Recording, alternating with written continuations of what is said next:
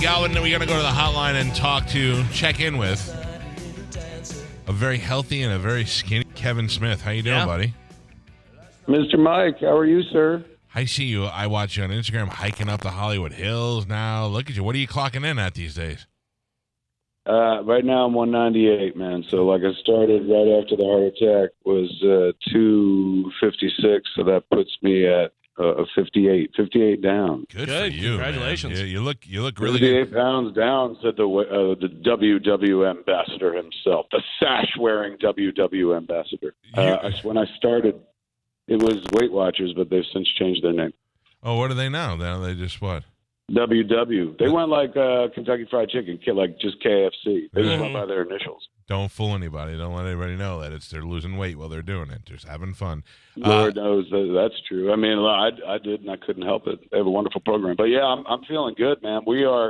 I'm sitting here in the chair getting my hair and makeup done because we start shooting the movie on Monday, but today we're doing camera tests, and you always want to try to get as much ahead as you can off the schedule, right? So we figured out a way to shoot something during the camera test. So I'm in it, so I'm getting my hair and makeup done, and then boom, we start shooting. I mean, it's technically, again, not the start of production, but right. It's like it's a pre-shoot day, they call it. It's a way to just kind of get a little bit ahead. But yeah, it's exciting, man. Jay and Silent Bob reboot, like literally about to happen. Listen, I've told you this before. I like all your movies, but Jay and Silent Bob, the Jay and Silent Bob Strikes Back made me cry laughing in the theater. I love that movie. It's so funny. So, but the other thing is now how we handling skinny Silent Bob? We addressing that? All the fat jokes became vegan jokes instead. So he's not time for being a greensman and all the time. But I worried at one point. This is so stupid. But at one point I was like, all right, man, like we're going back to Silent Bob country, and I just lost this weight, man. Should I like put it back on? And my wife was like, you're an idiot. And then so I looked at the movies, and like I'm actually a little bit less the Silent Bob weight of Clerks, of the first thing we ever did. And this is like the 25th anniversary year of Clerks. So I don't know. There's something nice. I swear, Mike, I know I'm going to die the moment this movie's done. This is like, I was laying on a table with a heart attack, and I was like, oh, I wish for a little more life.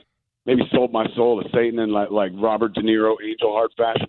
And so now I get to make this movie where we just locked our cast. It's wonderful. It's like old returning friends, new people that I've always loved and never got to work with and stuff. It's just like it feels like a weird victory lap, although I never won anything and stuff. I guess the only thing I won was like I was supposed to be dead and now I'm alive. So it's been a blast putting it together. And like during other productions, like earlier in my career, like I used to not like stuff. For example, the production meeting or the tech scout. Tech scout is where all the department heads gather on a big bus, and you go to every location you're going to shoot at, and they have technical discussions about how you're going to accomplish your dreams. The director or the writer standing right there. And when I was a kid, I'd be like, this is boring. Let's make the movie and stuff. So now, I haven't made a movie since Yoga Hosers. And also I like the heart attack thing, like having almost take me out. Now I'm in this place where everything is awesome. So like I loved the tech scout. Like now I don't know, maybe I just grew up or who knows, but you appreciate more. Way into all the boring minutia of what goes into making a movie. So it's been a different experience post heart attack. I think if we had made this movie pre heart attack, like I'd believe me, I'd appreciate it. I wouldn't appreciate it nearly as much. Now I'm just like, oh, every day is a miracle, stuff like that. Who is in this movie that you get to work with that you haven't before? Because in the height of the success of Clerks, and then if all your Chasing Amy, all the movies, people are now like clamoring to come work with you. So who do you get to work with now that you didn't before? A bunch of cool people. We can't say. I can say this. I mean, no, I can't. I'm not allowed to. The Bond Films, they're the makers of the movie, and they said like, do not talk about cast. And I was like, all right, but it's good. Like we have this board in the office. Kids in the office do this great job. They put up this board with like, they put up the headshots of most of the people that are in it, but we treated ours like an advent calendar. Right. There's like every space was filled with like a question mark. And then as we officially locked cast, we would throw faces up on the board.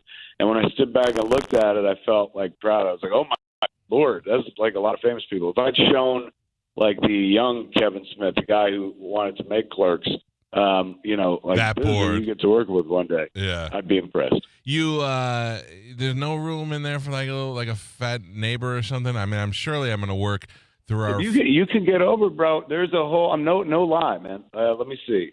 Week of March 18th and a week of March 25th. Talking like the first 2 days of each week. Mm-hmm. We're doing these sequences, which I don't want to spoil it, but it would be incredibly easy to get you in there. Listen to me. You're also named the week that my kids have spring break, so don't think that I won't come wherever you are. Where are you?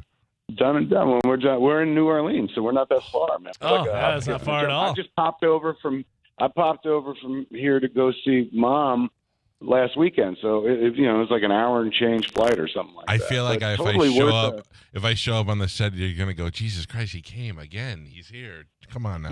No, not at all. Here's the thing. Let me help you make it even more worth it and stuff, because you're sitting there going, how do I make this happen and stuff? Or, oh, he's gonna be mad if I show up. I would not be mad if you show up. You can make it a work thing and bring.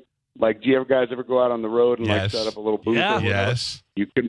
Absolutely bring that. Bring that. You know what? I have to tell you, Kevin Smith was shooting in Sarasota, and we wanted to get him in the studio, but he was busy and all that. Kilroy. And then he said, if you want to come out to the set, we'll do it there. I won't go to a hockey game during the week, and I love hockey because I have to get up so early. But we were out there getting dive bombed by mosquitoes, and it was one of the best experiences ever. And you are so welcoming to us. Like, I actually didn't feel like we were impeding on your work, and how much, I mean, you're working with mostly a college kid crew, and you're so good with them that it's hard not to be inspired by you with the way you treat the people. Oh, it was fun. We're doing the Kilroy stuff was wonderful. We did it with the kids in Sarasota at Ringling College. Yeah. And so not only are you're making art, right? Or what you hope is art. I mean, look, it's art. Even if it's crap, in somebody's opinion, it's your self-expression. So you're getting to tell your story, but you're surrounded by all these kids that are starting their journey, and they're getting to start telling their story. So they're all passion. They're all fire and whatnot. Like, you're getting incredible work from people. And what they lack in years of expertise, they more than make up for in pure passion. So, that was so fun. But in terms of coming onto the set, like, I like that, especially when it's days like you came to visit. Unfortunately, it was a scene we couldn't even stick you into because it was like a pretty small scene in a car. But where you'd be coming into for Jay and Silent Bob Reboot, like, not only is it so not an inconvenience, you'd probably be like helping us out with one more piece of like set tech and stuff, more bodies for the sequence I'm talking about. But I like having people around, man. It's when I was a kid, I hated directing in front of crowds because I always felt like, oh, this job's so weird and people must look at it like, I know what the cinematographer does. He's working or she's working the camera, and I know what the hair and makeup people do, and I could see what the actors do. But, like, what's that dude sitting in a chair watching TV? Like, the directing job is tougher to qualify and quantify, so I was always embarrassed about doing it publicly. Now I just turn it into like a Saturday Night Live thing where I just host everybody and get out there and explain what's going on in any given second and stuff. So, you just kind of force yourself to be a different way, and it makes it better for everybody else.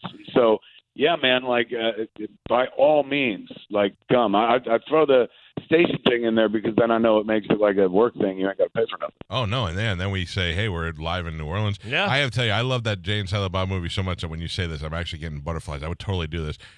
Kevin Smith, obviously. The new one is dope, dude. The new one is so funny. Like, I've had 2 years and change, 2 years, 2 weeks since I wrote the first draft. So, in that time, the heart attack happened. In that time, other things were going on. And it's been my favorite little passion project, my favorite go-to. Whenever I got free time, whenever I'm bored, if I'm ever feeling sad or anything, I would just dive back into the Jay and Silent Bob Reboot script. So, unlike like the first Jay and Silent Bob, which I absolutely adore, and I've watched a whole bunch recently, like that was kind of like, maybe draft 3, and we just jumped into the movie and stuff.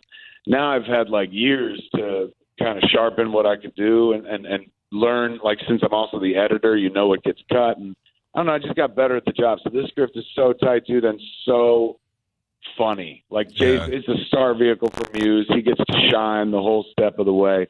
and I get to stand next to him and look thinner than I've looked in a long time. I'm really looking forward to that. While we were on the set with you, I told you, and I literally was going to bail on this thing. We have a guy who works here at the radio station tonight, Mo, and he's older, and he's been in radio in different states and stuff, and he's also a writer and a filmmaker, and he is making his first movie, and he wanted us to be in it, and I was like, I'm not doing your horrible movie. But then I brought it up to you, and you were so positive about it. You did it. It was WDED. It's a zombie movie about a radio station, and it sounds horrendous. But you were so positive about it. He got excited about it. I was like, all right, Kevin Smith says to do it. I'm going to do your stupid movie. And I had a ball doing it. They did it. It was really professional.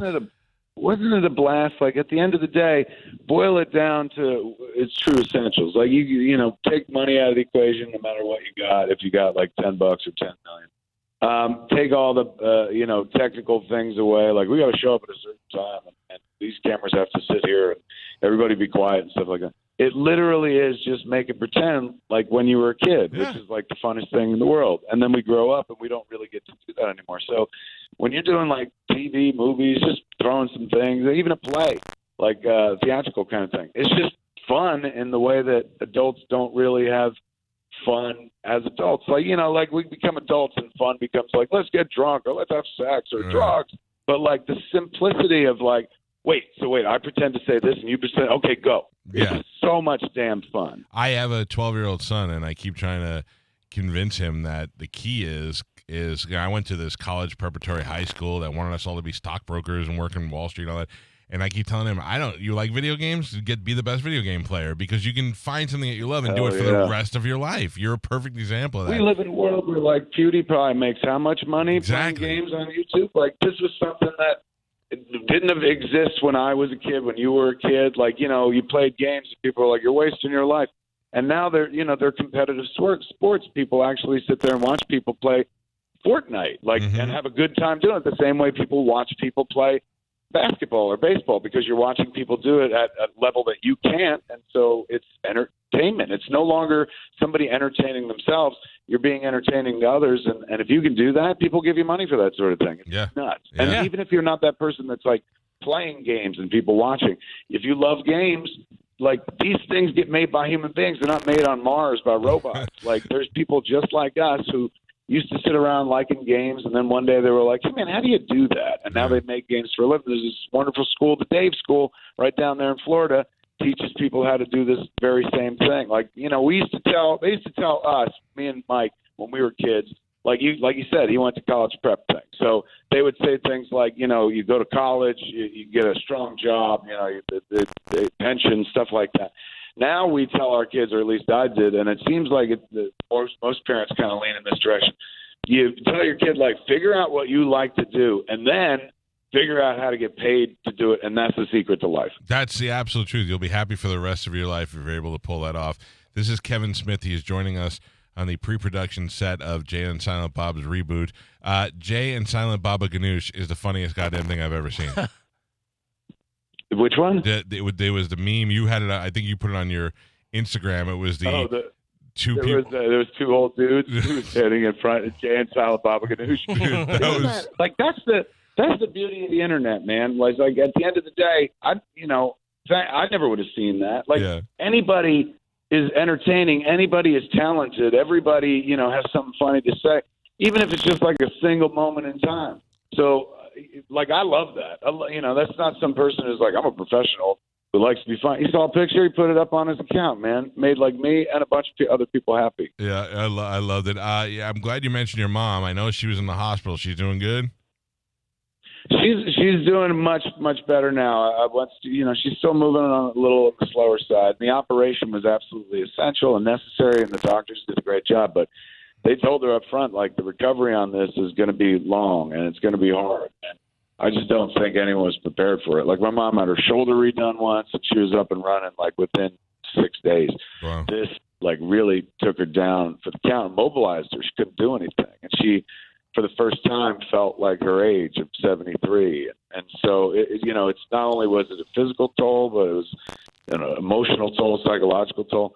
So when I saw her this weekend, she's in such a better place physically and emotionally and stuff. And also, Like I showed up. My brother lives there in town, so my brother's always around. But I showed up because I'm in Louisiana right now, so I'm like, oh, this is gonna be cool. I'll pop over, and she'll be so happy to see me. Like me in my life, that's like my mom's porn or crack. She loves like her youngest son. She loves all her kids, but like, oh my Lord, she loves that I made Clerks and I'm Kevin Smith. I was saying a successful son, yeah. Oh my Lord, absolutely. But even, she's like, oh, my kids are successful, but you're on TV. So, when I got to the house, not only was my brother there, but my sister, who lives in Austria right now, she was there as well. So Mom had all three of her kids together, and that's like, you can't, if you're a parent and you got more than one kid and they're never in the same place at the same time anymore as adults, like that's it. That's I can't imagine. She was in heaven all weekend. I can't imagine when I'm old and my kids are in different states. Let me tell you the power move I tried to pull. We had spent some time with Kevin on the set. Such a nice guy, and his mom is in the hospital. I'm going to send his mom flowers because I'm going to say, hey, I know that you're close with her, and God, I don't know what secret hospital you had your mom in. If they did it like the president, where they went in the basement and did all the operation, I couldn't find that woman anywhere in the state of Florida in a hospital, and I have good hookups here. We did home surgery. Those guys van. I got the same thing from Jason and Jordan. Jason stands next to me in the movies in real life, and Jordan, his wife, sent my mom a singing Elvis telegram. But, like, he got to the hospital, and then he had to call them back to be like, I can't find her, baby. Like, she was nowhere to be found. They disappointed Elvis. But, yeah, I don't know why. It wasn't like we were like, put her under secret, top secret. What had happened was she jumped 3 hospitals, man. She started in one hospital. Then she got out, and then they took her to this other hospital. And then they helicoptered her to a third hospital. So that was, like, the first time, that she was like, because my mom's been in and out of hospitals, but she'd never been on like the helicopter version of the trip. So, it was a big deal this time. First, I was like, hey, I want to, I care about Kevin and his mom, and I'm going to send flowers. But then after a while, it was like, listen, I'm just going to find out what goddamn hospital she's in. This has become like I feel like Jason Bourne trying to track her down now after a while. You got to get to the secret, to the bottom. What happened? Who's going to be the next Batman?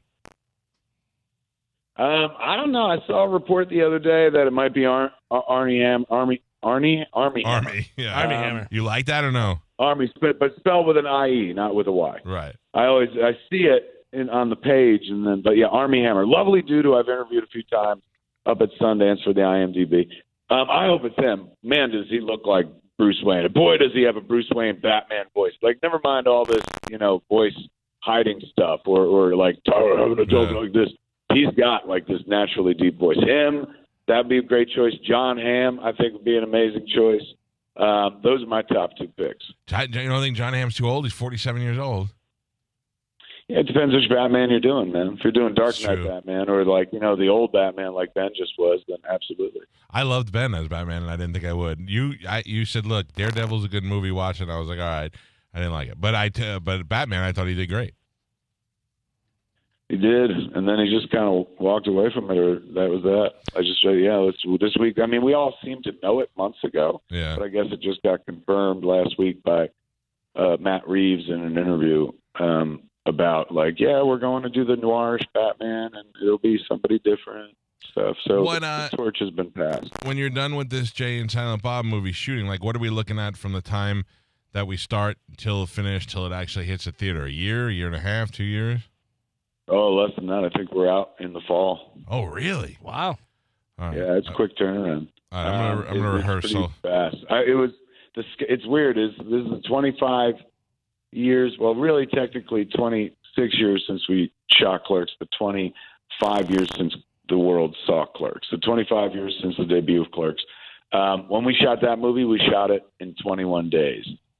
This movie cost vastly more than that movie cost, and the schedule for this movie is 21 days. Oh, wow. Okay. So it's kind of nice to go full circle. But at least when we started, last time, those 21 days, like, that was a person who'd never made a movie in his entire life, working with people who'd never made movies in their entire lives.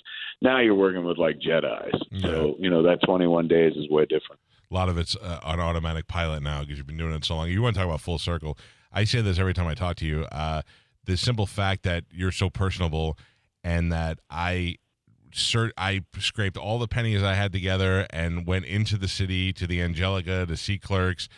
And now that we get to talk to you on the air, that's a full circle thing for me. And now the possibility that I might be, let's just say, I'll do you one better. Never mind talking on the phone. You're going to be in one of those Kevin Smith movies. I was going to say, your career, but you're going to get what you want. Wouldn't that be? That would be unbelievable. Let's all do right, it. well, look. It's easy to do, man. Like Louisiana, like what is it? Like maybe a one-day drive? Oh, I'm not worried about the drive, fly. I mean, this would totally be worth it all. All right. Well, I'm going to let you go so you can start your day. But I got to tell you, I love talking to you.